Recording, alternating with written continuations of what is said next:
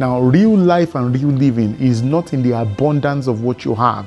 Once you understand the dynamics of what life is, wisdom is how you live a life. Good morning, you're welcome to Daily Dose. I bring you a word from the Lord. Luke chapter 12 and verse 15. It says, beware, don't always be wishing for what you don't have.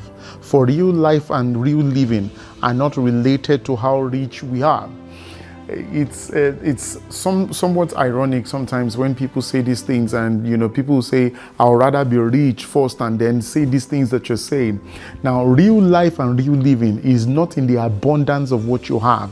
Once you understand the dynamics of what life is, wisdom is how you live a life. And that's why you see Proverbs speaks about that. It says, by wisdom a house is being built. This is the real substance of life in itself. For you to be able to enjoy life to the fullest, it is by wisdom that a house is being built. It is not by what you think it is. A lot of people will say things, and online people say things like, it's about money. If you don't have money, don't talk to me. If you don't do that, don't do this. And we have seen people who they literally call old money, and they've gone, in time past. We're now in the present, and a lot of things, dynamics have changed entirely as far as life is concerned. And when people begin to place value on money and how to relate with other people, they lose the very essence of life. In fact, people lose the real relationships because they think that to be able to come to the table, it's all about that money.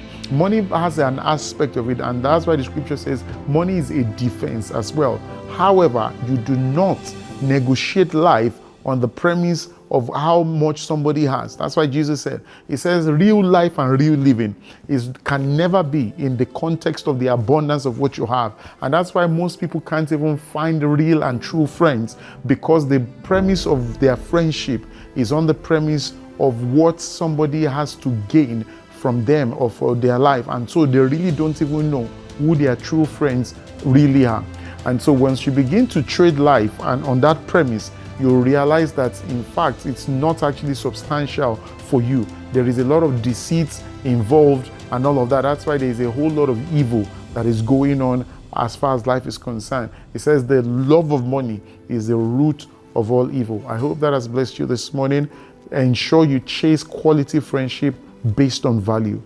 I will see you tomorrow on another episode of the Daily Dose. Keep liking, keep sharing, subscribe if you haven't. God bless you.